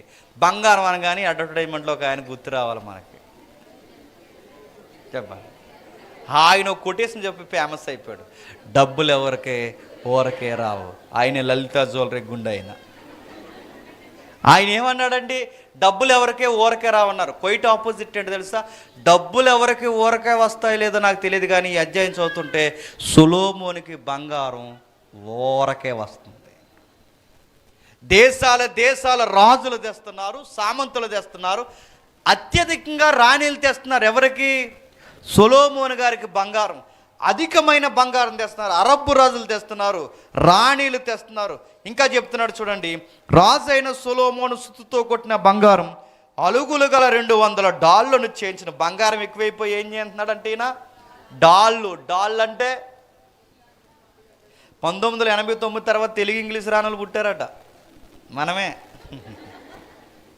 మనకు తెలుగు రాదు, ఇంగ్లీష్ రాదు. మన డాల్ అంటే గ్రాంధికం. ఇది డాల్ అంటే ఎదుటోడు బాణం వేస్తే అడ్డుగా పెట్టుకునే బుల్లెట్ ప్రూఫ్ జాకెట్ లాగా ఒకటి ఉంటుంది, ఇలా గమేలా మాదిరి. ఆ అడ్డు పెట్టుకునే దాన్నే డాల్ అంటారు. ఆ డాళ్ళు అంటే ఎదుటోడు బాణాలు వేస్తూ అడ్డు పెట్టుకునే దాన్ని దేంతో చేసాడట? ఎవరైనా ఇనుముతో చేస్తాడు, ఎవడైనా వేరే మెటీరియల్తో చేస్తాడు, లేదా ఒకవేళ అంతా ఇబ్బంది అయితే చెక్కలతోనే చేస్తాడు. కానీ ఈయన దేంతో చేశాడట? బంగారం. అంటే ఈయనకి బంగారం ఏమైందండి? ఎక్కువైపోయింది. ఈయనకి బంగారం చాలా ఎక్కువైపోయింది. ఇంకా ఆయన గురించి చెబుతున్నాడు చూడండి 18వ వచనంలో, మరియు రాజు దంతము చేత పెద్ద సింహాసనం చేయించి సువర్ణముతో దాన్ని పోగించును. దంతం అంటే, దంతం అనగానే మళ్ళీ ఒక అడ్వర్టైజ్మెంట్. ఈ మధ్యకాలంలో ఎవరో ఆవిడ గ్లాస్ బద్దలు కొట్టుకుని వచ్చేస్తుంది. వార్తలు చూస్తుంటే వార్తల మధ్యలో అడ్వర్టైజ్మెంట్లు వచ్చేస్తున్నాయి. టపాలు మన గ్లాస్ బద్దలు కొట్టేసి ఇలా మైక్ కట్టుకుని వచ్చేస్తుంది, ఎగురుకుంటూ కెమెరా పట్టుకుని వచ్చేసి, మీ టూత్పేస్ట్లో ఉప్పు ఉందా? టూత్పేస్ట్లో ఉప్పు ఉందో లేదు కానీ మా పళ్ళుకు పాస్ ఉంది. అడుగుతున్నాను, ఉప్పు ఉంటే ఏంటి, కారం ఉంటే ఏంటి అని అడుగుతున్నాను. పళ్ళు కడుక్కోవడానికి పొందబోళ్ళు ఉన్న చాలదా? టూత్పేస్ట్లో ఉప్పు ఉంది అది కాదు. ఇక్కడ దంతాలు అనగానే ఈ పాసిపళ్ళు కోసం కానీ చెప్తుంటా. ఇక్కడ దంతాలు అనగానే ఏనుగు దంత. ఏ దంతాలు? ఏనుగు దంతాలు. ఏనుగు దంతాలు చాలా ఫేమస్. గోల్డ్ ఎంత ఫేమస్, ఏనుగు దంతాలు కూడా అంత గిరాకీ ఉంది. ఆ దంతాల చేత సింహాసనాలు చేయిస్తున్నారట, ఆ దంతాల చేత మంచాలు చేయించుకుంటున్నారట, ఆ దంతాల చేత చాలా వస్తువులు చేస్తున్నారట. ఆ దంతాలకు మళ్ళీ గోల్డ్ ఐటమ్ పొదిగించి, అంటే సువర్ణము కూడా పొదిగించి చాలా రంగురంగు వస్తువులు చేస్తున్నారు. అంటే దంతంతో సింహాసనం అనగానే ఎలా ఉంటుందో ఒకసారి ఊహించుకోండి. ఏనుగు దంతంతో చేసిన ఇంత వస్తువు కొనాలంటేనే చాలా కాస్ట్ ఉంటుందండి. ఇంత బొమ్మ కొనాలంటే. అలాంటిది సింహాసనమే చేస్తున్నాడంటే చాలా విలువైనవి ఆయన అనుభవిస్తున్నాడు. ఇంకా కిందికి చెప్తున్నాడు చూడండి, ఈ సింహాసనకు 6 మెట్లు ఉన్నాయి. సింహాసనం మీద భాగం వెనక తొట్టిన గుండ్రముగా ఉంది. సింహాసనం వెనకాల గుండ్రంగా ఉండాలి, అంటే సూర్యుడు ఉదరిస్తున్నట్టు ఉండాలన్న ఈ రాయల్టీ తీసుకొచ్చింది ఎవరండి? సీఎం కుర్చీలు చూస్తున్నారా? చూడండి ఈసారి వార్తల్లో సీఎం గారు ఎదురు కుర్చీ చేసుకుని ఉంటే వెనకాల ఏముంటుందండి? గుండ్రంగా ఉదయించిన సూర్యుడు ఉంటాడు. ఈ రాయల్టీ తీసుకొచ్చింది ఎవరో తెలుసా? సొలొమోను తీసుకొచ్చాడు. చైర్ ఎలా ఉండాలి, మెట్లు ఎలా ఉండాలి, బ్యాక్గ్రౌండ్ ఏముండాలి, మొత్తం ఇలాంటి రాయల్టీ తీసుకొచ్చింది ఈయనే. ఆ రోజుల్లో ఉన్న రాయల్టీని పెంచింది ఈయనే. చాలా విషయాలు చేస్తున్నాడు. ఇంకా కిందికి 21లో, రాజైన సొలొమోను పానపాత్రలు బంగారము, లెబనోను అరణ్యమందు పాత్రలు బంగారపు, ఎండిది ఒక్కటే లేదు. సొలొమోను దినంలో ఎన్నికకి రాలేదు. ఏంటట? ఎంతట? ఆయన ఎంతో బంగారంతో డాళ్ళు చేయించాడు, బంగారంతో కత్తులకి పిడియలు చేయించాడు, బంగారంతో. ఇప్పుడు ఇంకేం చేస్తాడు?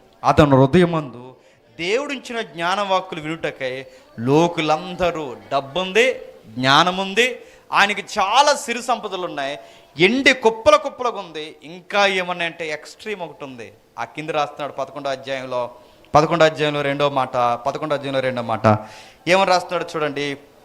2వ మాట, అయితే రాజైన సొలొమోను, 2వ మాట అంటే 11వ అధ్యాయంలో 1వ వచనంలో 2వ మాట, అయితే రాజైన సొలొమోను ఫరో కుమార్తెనే కాక ఆ జనులలో ఇంకా అనేక మంది పరస్త్రీలను మోహించి కామతురత గలవాడే వారిని ఉంచుకొనుచు వచ్చెను. అతనికి 700 మంది రాజకుమార్తెలైన భార్యలు ఉండెను, 300 మంది ఉపపత్తులు కలిగి ఉండెను. అతని భార్యలు అతని హృదయమును తిప్పివేశారు. చాలా జాగ్రత్తగా వినాలి. ఆయన దగ్గర ఏముందండి? డబ్బు ఉంది. ఆయన దగ్గర ఏముంది? లెక్కలేని బంగారం ఉంది. ఆయన దగ్గర ఎన్నికలో లేని కాలంలోనే ఎండి విపరీతంగా ఉంది. ఆయన దగ్గర మనుషులు ఉన్నారు, జ్ఞానం ఉంది, ఆయనకు కావలసినంత భోజన పదార్థాలు ఉన్నాయి, ఎకరాల ప్యాలెస్లు ఉన్నాయి. ఇంకా ఎక్స్ట్రీమ్ ఉంది, ఆయనకి చాలామంది భార్యలు ఉన్నారు. ఆ భార్యలందరూ ఎలాంటి వాళ్ళండి? అందరు రాజుగారి కూతుర్లే. ఎవరు? అందరు రాజుగారి కూతుర్లే. బాగా వినండి తమ్ముళ్ళు, అందరు రాజుగారి కూతుర్లే. రాజుగారి కూతురు, ఈజిప్ట్ రాజు కూతురు కూడా ఈయన భార్యే, పక్క దేశపు రాజు కూతురు కూడా ఈయన భార్య. సుమారు ఎంతమంది అంటే 1000 మంది భార్య. ఎంతమంది భార్యలను చేసుకున్నాడో గమనించండి. ఎంతమంది భార్యలను చేసుకుంటే ఆయన ఎంత తొలతూకుంటాడో ఆలోచించండి. ప్రెసిడెంట్ గారి సంబంధం వస్తేనే నిలబడం, మనం నిలబడతాం. ఓడి పంచాయతీ ప్రెసిడెంట్ గారి సంబంధం అంటే నిలబడం. మా మామ ఎవరో తెలుసా? ఎవరేంటి మా మామ ప్రెసిడెంట్ గారు అంటారు. ఓల్డా న్యూవా? అరే పంచాయతీ ప్రెసిడెంట్కి ఎంత ఇస్తే, మళ్ళీ అడుగుతున్నాను, ఎమ్మెల్యే గారి తాలూకు అయితే ఏదో బీరకాయ సంబంధం ఆ పిల్లకుంటే, ఎమ్మెల్యే గారు మాకు ఏమవుతారో తెలుసా, మా ఆవిడకి ఏమవుతారో తెలుసా, అటు నుంచి ఇటు ఇటు నుంచి అటు ఆ బీరకాయ పీస్ అటు ఇటు తిప్పితే మేనగొండ అవుద్ది అని చెప్తారు. ఎమ్మెల్యే సంబంధం అంటే నిలబడం, ఎంపీ సంబంధం అంటే నిలబడం, పంచాయతీ ప్రెసిడెంట్ సంబంధం నిలబడం. ఎమ్మెల్యేలు ఎంపీ సంబంధాలు కాదు, ఏకంగా రాజుగారి కూతురే ఈయన భార్య. 1000 మంది భార్యలు. గమనించండి, నేను ముగించేస్తున్నాను. బంగారం ఉంది, ఎండు ఉంది, జ్ఞానం ఉంది, 1000 మంది భార్యలు ఉన్నారంటే సుఖంలో ఎక్స్ట్రీమ్ వెళ్ళాడు ఈయన. ఇంత డబ్బు, ఇంత పేరు ప్రఖ్యాతులు తూగాడు, అన్నీ ఉన్నాయి. 4వ వచనంలో సొలొమోను వృద్ధుడైపోయినప్పుడు అని. అన్నీ ఉన్నాయి కానీ ఆయన జీవితంతో ఏమి లేదు చెప్పండి. వయసు లేదు, ఏమి లేదు. లేత వయసు చూస్తుండగా అయిపోయింది, నడి ప్రాయము చూస్తుండగా అయిపోయింది. ఇప్పుడు ఏ వయసులోకి వచ్చి పడిపోయాడు? వృద్ధాప్యం. ఇప్పుడు ఆయన దగ్గర డబ్బు ఉంది, పేరుంది, భార్యలు ఉన్నారు, అన్నీ ఉన్నాయి, కానీ ఆయనతో ఏం లేదు చెప్పండి. వయసు లేదు. సొలొమోను గారు అనుభవంతోనే చెప్తున్నాడు. ఎంత అనుభవంతో చెప్తున్నాడు చూడండి. ఈ వయసు త్వరగా అయిపోద్ది, అవి దుర్దినాలు, లెక్కలేనంత బంగారం ఉంటుంది. కేజీ బంగారు ముసలోడికి ఇస్తే ఏం చేసుకుంటాడు చెప్పండి. ముసలోడికి ఇంత ఇంత ఈ డయాస్ అంత భోజనాలతో ఒక గొప్ప ఐటమ్స్ వండిసి పెడితే తినగలడా? పల్లెలు ఎప్పుడు ఊడిపోయింది, తినగలడా? అందగత్తులైన భార్యలున్నాడు, తన శరీరం సహకరిస్తుందా? లేదు, అయిపోయింది. ఆయనకు అర్థమైపోయింది. ఒకప్పుడు తన మాట అందరు వినేవారు. 1000 మంది అయినా, కింద కూర్చున్న 1000 మంది అయినా, ఎంతమంది అయినా ఆయన మాట అందరూ వినేవారు. ఇప్పుడు ఇక్కడ రాయబడింది, సొలొమోను హృదయాన్ని తన భార్యలు త్రిప్పివేయగా, అంటే ఇతన మాట వినే రోజులు పోయాయి, ఇతరుల మాట ఈయనే వినే రోజులు వచ్చేసాయి. భార్యలు తన మాట వినడం కాదు, భార్యల మాటే తను వినాలి. ఎందుకంటే వయసు అయిపోయింది, ఈ వయసులో ఇంకేమీ చేయలేడు, తన జీవితంలో అన్నీ అయిపోయాయి. ఇప్పుడు తన జీవితం ఎలా ఉందంటే ఇతరులు నడిపిస్తే కానీ నడవని పరిస్థితికి వచ్చేసింది తన జీవితం. అన్నీ ఉన్నా తన జీవితంలో వయసులో ఒక ఉదాహరణ చెప్పి నేను ముగించేస్తాను. వయసు అయిపోయిన తర్వాత ఏదో ఒక రోజు చచ్చిపోతామన్న రోజులు మనకు తెలిసిపోతాయండి. డాక్టర్ గారు చెప్పేస్తారు, మనకు చెప్పరు కానీ హాస్పిటల్ తీసుకెళ్ళాక మనకే వయసు అయిపోయిన తర్వాత మనం కూడా మనవరాలు ఇంకా తప్పదని వస్తారు కదండి హాస్పిటల్కి. ఆ వచ్చిన తర్వాత ఆ డాక్టర్ మన మనవడినో మనవరాలను పిలిచి ఇలా రా బయటికి అని ఆ యొక్క వరండాలోకి తీసుకెళ్ళి చెప్తాడు. ఏమవుతాడు ఆయన? మా తాతయ్య గారండి. ఆహా సరే, ఇంకో 6 రోజుల కన్నా ఎక్కువ బతకడు మీ తాతయ్య అని చెప్పేస్తారు. దరిద్రం వీడి చెప్పిన వీళ్ళిద్దరు మాట్లాడుకునే కిటికీలోంచి మనకి వినబడతాయి. వినబడటం కాదు, వినబడేలా చేస్తాడు దేవుడు, గుర్తుపెట్టుకో. ఆ వినబడ తర్వాత డాక్టర్ కూడా చెప్పిన మాటలు అర్థమైపోతాయి. ఇప్పుడు ఆ మగాడు మైండ్లో ఏం తిరుగుతుంది చెప్పండి. తనకు ఒకే విషయం గుర్తొస్తుంది, బాగా వినాలి. ఆ మగాడు గుర్తొచ్చేది, నేను నేడో రేపో చచ్చిపోతాను, 30 సంవత్సరాలు నా భార్యతో కలిసి బతికాను, 35 ఏళ్ళు కలిసి కాపురం చేస్తాం, నేను చనిపోయిన తర్వాత నా భార్య ఏమైపోతుందని ఏడుస్తాడు. నేను చనిపోయిన తర్వాత నా బిడ్డలు ఏమైపోతారా అని ఏడుస్తాడు. కొట్టుకున్నా తిట్టుకున్నా ఇద్దరం కలిసే బతుకం. ఇప్పుడు నేను వెళ్ళిపోతే, తన ఒంటరి అయిపోతే, రేపు పొద్దున్న ఎవరైనా తన గుప్పెడు మెతుకులు పెడతారా? బాధపడతాడు, ఏడుస్తాడు, చాలా కుమ్ములిపోతాడు. కట్ చేస్తే ఒక ఆవిడ ఉంటే ఎంత బాధపడిపోతే సొలొమోను గారికి ఎంతమంది ఉన్నారండి చెప్పండి. ఎంతమంది ఉన్నారు? 1000 మంది ఉన్నారు. ఒక ఆవిడికి ఎంత బాధపడిపోతే సొలొమోను గారికి 1000 మంది అంటే ఎంత బాధపడ్డాడు తెలుసా? మొత్తం గ్రంథమంతా బాధపడి రాశాడు. చెప్పండి, వ్యర్థము సమస్తము వ్యర్థం. స్త్రీలతో సహవాసమైన వ్యర్థము, తాగుళ్ళైన వ్యర్థము, తిరుగుళ్ళైన వ్యర్థము, గృహాలు కట్టుకున్న వ్యర్థము, నవ్వులాట వ్యర్థము, సంతోషము వ్యర్థము, భూమి మీద పడుతున్న నరుడు పడుతున్న ప్రయాసంత వ్యర్థము. ఈ దుర్దినాలకు వచ్చే సమయానికి మన జీవితంలో మిగిలేదేమీ లేదు, సమస్తము వ్యర్థం. లేత వయసు అది జాగ్రత్తగా కాపాడుకోకపోతే వ్యర్థమైపోద్ది జీవితం. నడిప్రాయం సంపాదనలో పడి ఉంటే జీవితం వ్యర్థమైపోద్ది. వృద్ధాప్యానికి వస్తావు, ఆ టైంలో మూలుగుతావు. ఇంట్లో వయసు అయిపోయిన అమ్మమ్మ కానీ తాతయ్యలు కానీ ఎవరైనా ఉంటే జీవిత సత్యాలు వాళ్ళ దగ్గరికి వెళ్ళి మాట్లాడని చెబుతారు. వాళ్ళని చూస్తే అర్థమైపోద్ది జీవితం ఎలా ఉంటుందో. వయసు అయిపోయిన నాన్నమ్మ కానీ అమ్మమ్మ దగ్గరికి పోతే వాళ్ళ జీవితంలో ఏడుస్తారు, బాధపడుతుంటారు.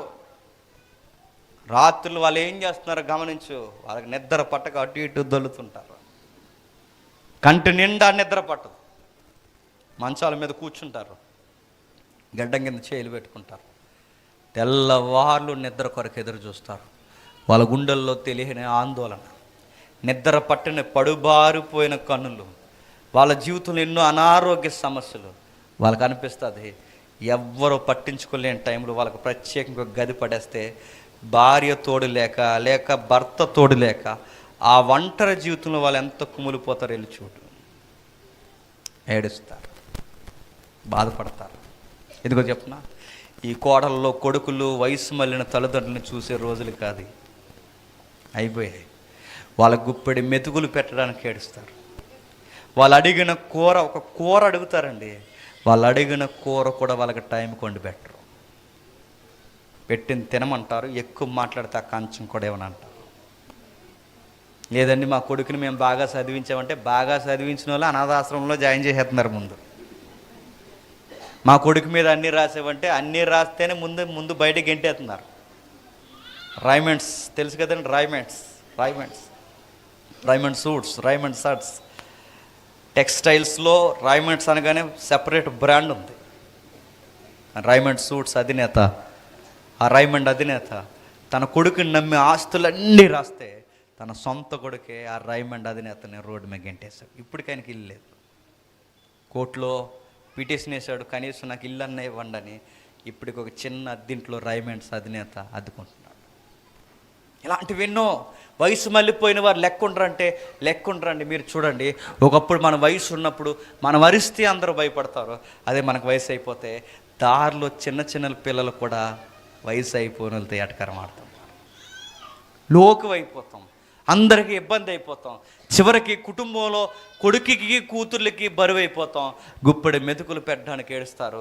ఆ టైంలో ఈ పెద్దమ్మలు పెదనాళ్ళు అందరూ చెప్పేది, నానమ్మ నీకేం కావాలంటే నాకేం వద్దురా, ఏమని తింటావరంటే నేనేం తినలేనురా, ఏ అంటే నాకు తిన్న అరగదురా, తాతయ్య ఏం కావాలి చెప్పంటే నాకేం వద్దురా, మీకు ఏం కావాలంటే వాళ్ళు మనం బయటికి చెప్పరు కానీ ఒక మాట చెప్తారు, నీకేం కావాలంటే ఏదన్నా ఆత్మీయంగా మాట్లాడు చూడండి, ఒక మాట అంటారు, ఆ దేవుడు త్వరగా తీసుకెళ్ళిపోతే బాగుపోదు.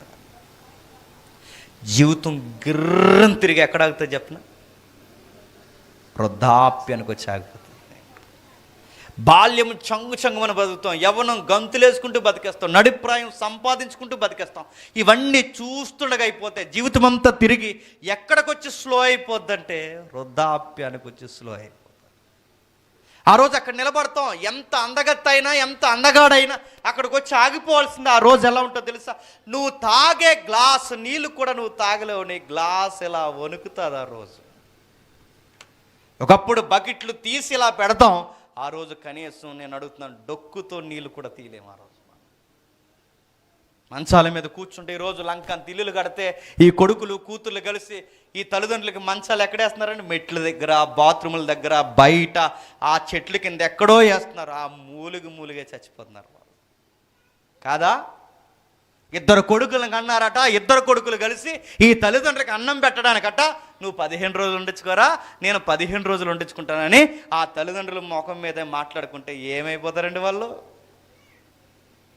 బిద్దరు అన్నదమ్ములు పుట్టినప్పుడు ఒరే 15 రోజులు ఇంట్లో పెడతాను, 15 రోజులు రోడ్డు మీద ప్లేట్ ఎట్టుకుని నిలబడరాని అంటే ఆ రోజు ఏమైపోదు?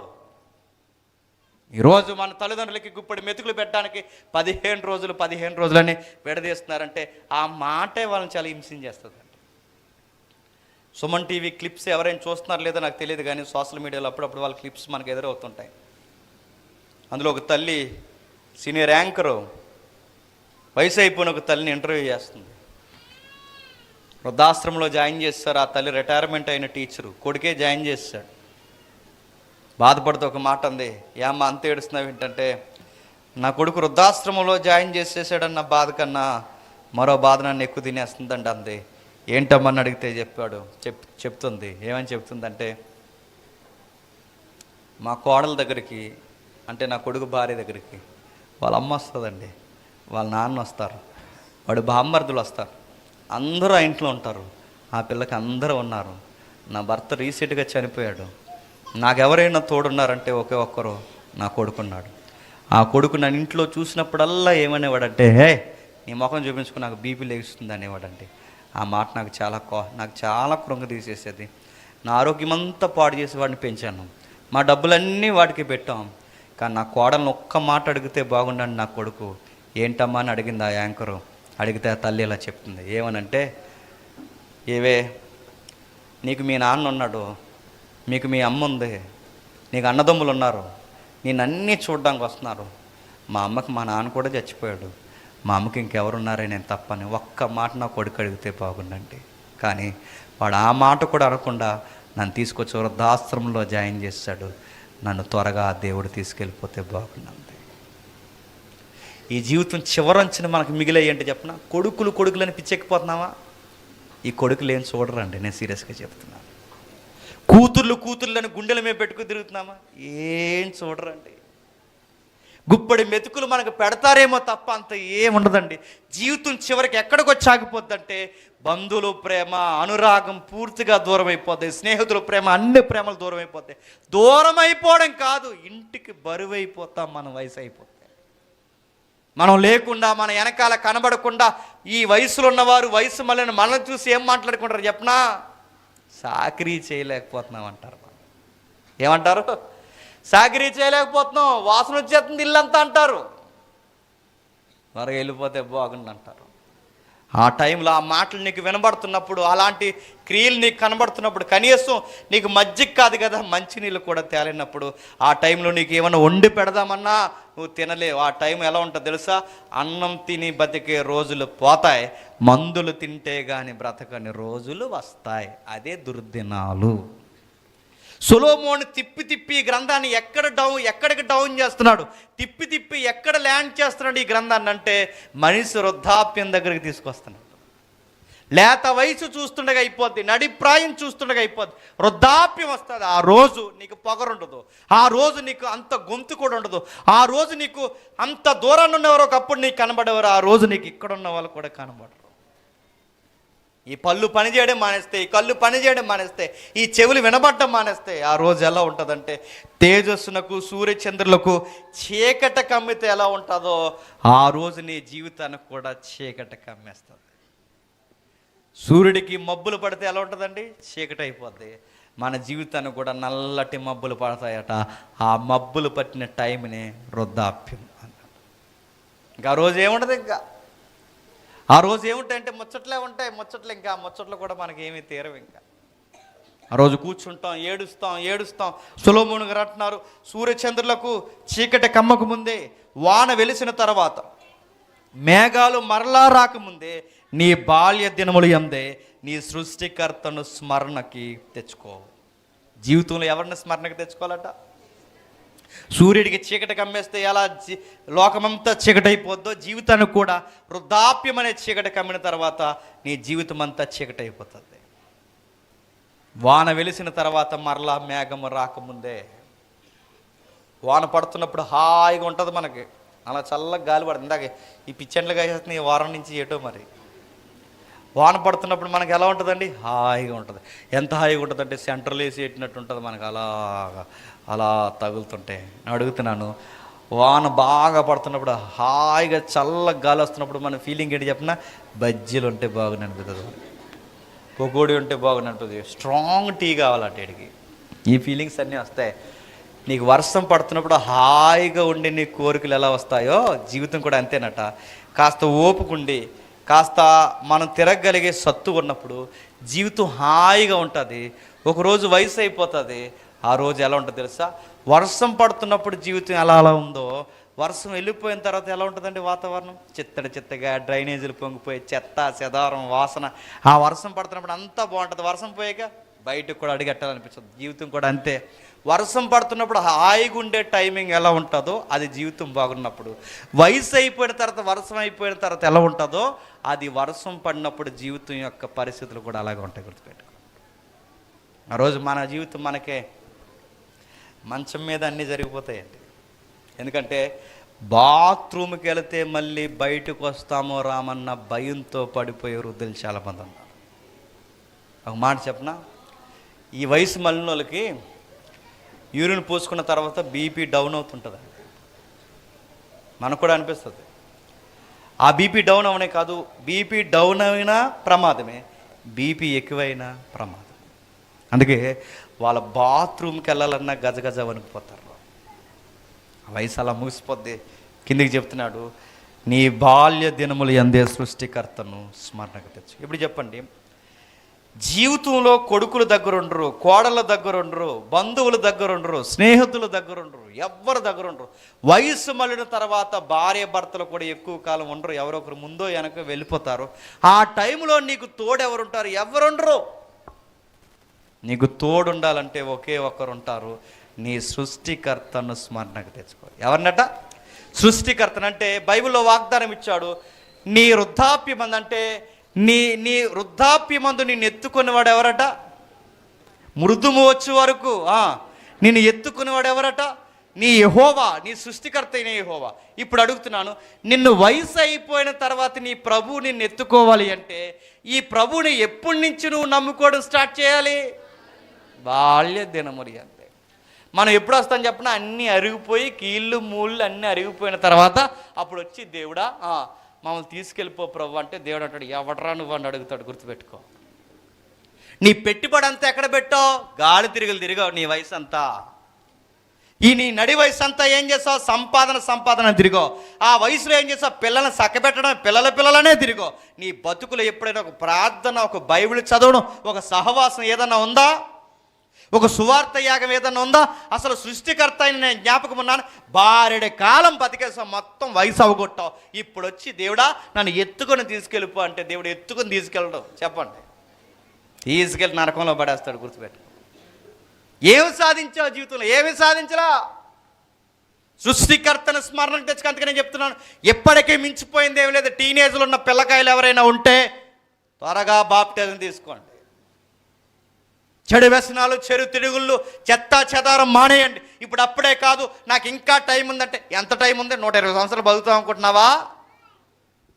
వేసుకున్న యాక్సిన్లకు పోతున్నామంట. వార్తలు ఎట్టున్నారా? ఒకప్పుడు యాక్సిన్ వేసుకోకపోతే చచ్చిపోతావు అన్నారు. రివర్స్ చెప్తున్నారు. వ్యాక్సిన్ వేసుకున్నందుకు చచ్చిపో, మొత్తమే చచ్చిపోతావు. రెడీగా ఉండు. ఈరోజు పోతాం, రేపు పోతాం తెలియదు. చిన్న పిల్లలకి 19 సంవత్సరాల పిల్లలకు గుండెపోటు ఏంటండి? 9 సంవత్సరాల పిల్లవాడికి గుండెపోటు ఏంటండి? చిన్న పిల్లలకి షుగర్లు ఏంటండి? చూస్తుండగా వెళ్ళిపోవడం. ఈ మధ్య ఎంతమంది యవనస్తులు చనిపోతున్నారు చూసారా? ఎక్కువ కాలం బతుకుతామన్న గ్యారంటీ లేదు. అయిపోయింది. లైఫ్ ఎక్స్పైర్ అయిపోతుంది. లైఫ్ రోజు రోజుకి ముగిసిపోతుంది. ఇలాంటి టైంలో మనకున్న దిక్కొకటే, బాల్య దినముల నుండే సృష్టికర్తను స్మరణకు తెచ్చుకో. సండే స్కూల్కి పోతున్నావా? జాగ్రత్త. యవనస్తులు సదస్సులు ఉంటున్నావా? జాగ్రత్త. ఇక్కడికి వచ్చి టిక్కుమని ఈ మొబైల్తో వండుకో. కాస్తంత బైబిల్ చదువు. ఈ వయసులో నువ్వు చెయ్యాల్సింది, దేవుని కొరకు తెలుసుకోవాల్సింది. తెలుసుకోకపోతే రేపొద్దున తెలుసుకుందాంలే అనుకున్నా అప్పుడు చదువుకుందామని నీ కళ్ళు నీకు కనబడు. ఈరోజు నువ్వు చేయకపోతే రేపు చేద్దామన్నా నీ కండరాలు నీకు సహకరించు. ఈరోజు నువ్వు సభల్లో గంట కూర్చోలేవు, రేపొద్దు నీకు సభలో కూర్చోవాలని ఉంటుంది, నీ నడుము నీకు సహకరించదు. వృద్ధాప్యానికి వచ్చేస్తా ఆ వయసు దుర్దినాలు అవి అస్సలు బాగోవు. జీవితం నచ్చదు. ఇదిగో లేత వయసు బాగుంది అనుకుంటాం, అది ఎక్కువ రోజులు ఉండదు. నడిప్రాయం బాగుంది అనుకుంటాం, అది త్వరగా అయిపోతుంది. ఇక మిగిలేది ఏమైనా ఉందంటే వృద్ధాప్యానికి వచ్చి పడిపోతాం. ఆ వయసులో దేవుడిని నెత్తుకోవాలి అంటే నువ్వు దేవుని కొరకు ఆ వయసు వచ్చే సమయానికి ఏదో ఒకటి చెయ్యాలి. ఏం చేసావు? అదే వాళ్ళ మీటింగ్లో నేను మనుషులు ఇచ్చానని చెప్తావా? ఏం చేసావు?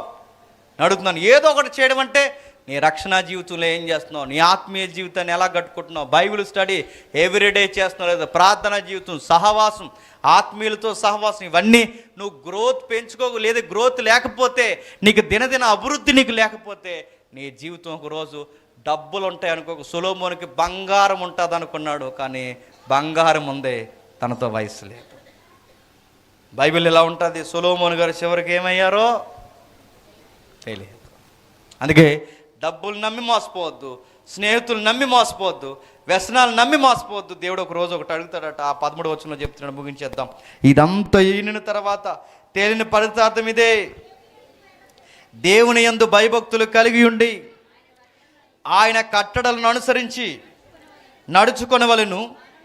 మానవ కోటికి ఇదే విధి. మానవ కోటికి ఇదేంటట, ఆడు చిన్నోడైనా పెద్దోడైనా ఏదైనా మానవ కోటి దేవుని యందు భయభక్తులు కలిగి ఆయన కట్టడలను అనుసరించవలను. ఇదే మానవ కోటికి ఇది. గూఢమైన ప్రతి అంశమును గూర్చి దేవుడు విమర్శ చేయనప్పుడు ఆయన ప్రతి క్రియను, అది మంచిదే కానీ చెడ్డదే కానీ, తీర్పులోనికి తెచ్చెను. జాగ్రత్త. ఏం చేస్తాడట, నువ్వు భూమి మీద ఏ పనులు చేస్తావు ఆ రోజు తూకం వేస్తాడట. ఆ రోజు ఏం చేస్తావు, రే నీకు 25 ఏళ్ళు టీనేజ్ లైఫ్ ఇచ్చాను, ఏం చేసావంటే తిరిగాను ప్రభా, చదువు సంధ్య లేకుండా అంటే ఊరుకుంటాడా, తీర్పులోకి తెస్తాడట. నీకు నడి వయసు ఇచ్చాను, సత్తువు ఇచ్చాను, ఏం చేసావయ్యా అంటే కాస్త 4 రాళ్ళు వెనకేసుకోమన్నారు, వెనకేసుకోవడమే సరిపోయింది ప్రభు అంటే ఊరుకుంటాడా. జీవితంలో ఏం చేసావని కానీ నీ దగ్గర ఒక ఆన్సర్ ఉండాలి. నా బాల్య దినములు అందే సృష్టికర్త అయిన నిన్ను స్మరణకు తెచ్చుకోవడం అంటే నిన్ను జ్ఞాపకం చేసుకుని నీ కొరకే నేను జీవించాను. నా చదువైనా నీ కొరకే చదివాను ప్రవ్వా, నా ఉద్యోగమైనా నీ కొరకే చేశాను ప్రవ్వా, నా జీవితం మొత్తం నీకు సాక్షార్థంగా బ్రతికాను ప్రభు. ఇదిగో ఇప్పుడు నన్ను అందరూ విడిచిపోయారు, నేను ఒక్కడిని అయిపోయాను, నా గుండెల్లో ఒక ధైర్యం ఉంది, నన్ను అందరూ వదిలేసిన నువ్వు నన్ను వదలకు. నన్ను ఎత్తుకొని వాడువు నీవే, నన్ను ముద్దు పెట్టుకొని వాడువు నీవే, ఈరోజు నన్ను తీసుకెళ్ళేవాడు కూడా నీవే. జీవితానికి నిండుదనం ఏంటో తెలుసా, మన చనిపోయే సమయానికి మనకు ధైర్యం ఉండాలి. దేవుని కొరకు చేసి ఏదో ఒక పని చేసి అలిసిపోయి అరిగిపోయి దేవుని కొరకు ఎదురు చూడాలండి. ఆ వయసు మనకు ఎలా ఉండాలి తెలుసా, చచ్చిపోతే భయం కదండి, చనిపోతే ధైర్యం ఉండాలి. ఈరోజు ఇప్పటికిప్పుడే చనిపోతే నా దేవుణ్ణి నేను చూస్తానన్న ధైర్యం మనకు ఉండాలి. ఉందా? అడుగుతున్నాను, డాక్టర్ గారు రేపే చచ్చిపోతావు అన్నారు అనుకో, ధైర్యంగా ఉంటావా? ఈరోజు 2 మోషన్స్ అయిపోతాయి నీకు, ఉంటావా? జ్వరం వస్తే భయమే హత్తుంది, మనకు రోగం వస్తే ఎందుకు భయపడాలంటే, నిజంగా దేవుని కోసం బతికేస్తే మనకు ఎలా ఉంటుంది చెప్పనా, ఆయన వచ్చే ముందు నేనే ఆయన చూసే రోజుల్లోకి వెళ్ళిపోతున్నాను. ఎంత ధైర్యంగా ఉంటుంది, ఎంత నిండుదనం ఉంటుంది. అందుకే క్రైస్తవులు మరణాలకి అంత భయపడరండి. హాస్పిటల్లో దేవుని మీద నమ్మకం లేని వాళ్ళ యొక్క ప్రవర్తన ఒకలా ఉంటుంది, హాస్పిటల్లో దేవుణ్ణి బలంగా నమ్మినవాడు ధైర్యం ఒకలా ఉంటుంది. బతికితే ఇంటికి వెళ్తాను, బతకకపోతే చెప్పండి నా దేవుణ్ణి చూడడానికి త్వరగా వెళ్ళిపోతాను. ఈ ధైర్యం ఎప్పుడు వస్తుందంటే సొలొమోను గారు చెప్తున్నారు, నీ సృష్టికర్త కూడా ఉన్నారని మర్చిపో. నేను ముగించేస్తున్నాను. ఇప్పుడు మనకు సొలొమోను మనకు మాదిరి కాదు. సొలొమోను గారి మాదిరిని తీసుకుని ఆయన 1000 మందిని చేసుకున్నాడానికి మనం మినిమం ఒక 5 అంటే నిన్ను ఆయన్ని కలిపి మొత్తం డ్రైనేజీలో తొక్కేద్దరు, గుర్తుపెట్టుకో. నీకు సొలొమోను మాదిరి కాదు. ఇప్పుడు ఎవరు నీకు మాదిరి అంటే క్రొత్త నిబంధన ఇలా అంది, ఇదిగో సొలొమోను కన్నా గొప్పవాడు మీ మధ్య ఉన్నాడు, ఆయనే ప్రభు అయిన యేసుక్రీస్తు. ఈయన నీకు మాదిరి. ఎలా మాట్లాడాలో ఆయన్ని చూడు చెప్తాడు, ఎలా ప్రవర్తించాలో ఆయనను చూడు చెప్తాడు, ఒక స్త్రీతో ఎలా ప్రవర్తించాలో ఆ ప్రభు అయిన యేసుక్రీస్తు వారిని చూడు చెప్తాడు. ఆయనే మనకు మాదిరి. ఇప్పుడు సొలొమోను మనకు మాదిరి కాదు. ఎందుకంటే హెబ్రీ గ్రంథం ఇలా సెలవిచ్చింది, విశ్వాసానికి కర్తయు దాన్ని కొనసాగించువాడైన యేసు వైపు చూస్తూ. అంటే ఈ విశ్వాసుల వీరులందరూ ఎవరి వైపు చూశారు చెప్పండి? యేసుక్రీస్తు వైపు. అంటే ఈ విశ్వాస వీరులందరూ యేసుక్రీస్తు వైపు చూశారు, ఎందుకంటే విశ్వాసానికి కర్త ఆయనే. ఇప్పుడు మనమందరం ఎవరిని చూడాలి? యేసుక్రీస్తు వారినే చూడాలి. ఆయన ఎందుకు చూడాలంటే ఎలా మేఘాల మీద వెళ్ళాడో ఒకరోజు మళ్ళీ అలాగే మేఘాల మీద రాబోతున్నాడు. వచ్చిన వాడు ఏం చేస్తాడు ప్రభు అంటే, తన కొరకు నమ్మకంగా జీవించిన వాడిని కూడా ఎంటబెట్టుకుని మేఘాల మీద తీసుకెళ్ళిపోతాడు. ఇప్పుడు వస్తే ఎంతమంది లేగిస్తారండి ఆయన నమ్మకస్తులు? నేను ఇంకా బాప్టిజం తీసుకోలేదు ప్రభు అంటే ఇక్కడే ఉంటావు, ఇంకా నీ కొరకు బాప్టిజం పొందిన దగ్గర నుంచి నేను నమ్మకంగా జీవిస్తానంటే రా నా కుమారుడు ఆ కుమార్తె అని మేఘాల మీద తీసుకెళ్తారు. ఇప్పుడు మానవ కోటికి మిగిలేది ఏదన్నా ఉంది అంటే సొలొమోన్ అన్నాడు, జీవితం అన్నీ చూసి ఆ సృష్టికర్త కొరకు ఏదో ఒకటి చేసిన మంచి క్రియే ఆ రోజు మనకి మిగులుతుంది. ఆ బాప్టిజం తర్వాత మనం చేసిన క్రియ మనం దేవుని ఎదుట సాక్షార్థంగా నిలబడుతుంది. అందుకే రక్షణ లేని అన్నదమ్ములు ఎవరైనా ఉంటే బాప్టిజం తీసుకోండి. చెల్లెళ్ళు అక్కలు ఎవరైనా ఉంటే మీరు బాప్టిజం తీసుకోండి. మీ జీవితంలో చేసిన మంచి పని ఏదన్నా ఉంది అంటే మీరు రక్షణ పొందడం, ఆ రక్షణ జీవితాన్ని రోజు రోజు బలపరచుకోవడం. ఒకరోజు వయసు అయ్యే సమయానికి దేవుడే నీకు ధైర్యంగా నీ పక్కన నిలబడటం. చెప్పండి, లేత వయసు అయిపోద్ది, నడిప్రాయం అయిపోద్ది, వద్దన్న మనల్ని ఎదుక్కుండే వచ్చే ఒక వయసు ఉంది, దాని పేరు వృద్ధాప్యం. అది వస్తుందా? చక్కగా వస్తుంది. అది నేడో రేపో త్వరగానే అందరిని పలకరిస్తుంది. ఆ రోజు నీ ధైర్యం ఎవరు ఉన్నారంటే నీ ప్రభు అయిన యేసుక్రీస్తు. దేవుడు మిమ్మల్ని దీవించునుగాక. ప్రార్థన చేసుకుందాం.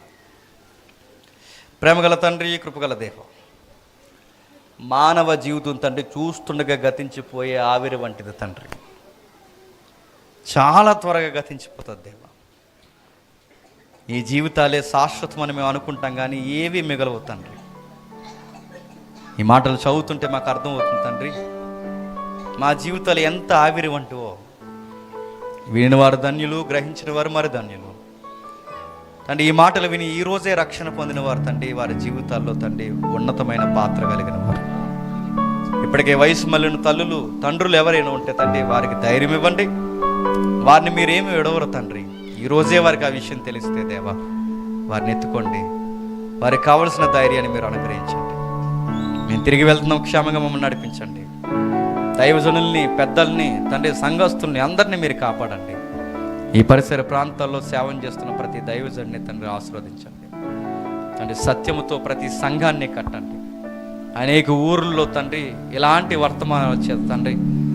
మా ద్వారా మీరు మాట్లాడుతున్నందుకు మీకు స్తుతులు దేవా.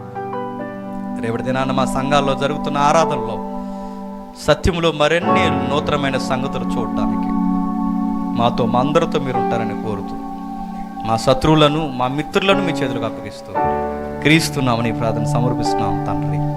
Amen, amen, amen. సెలవు.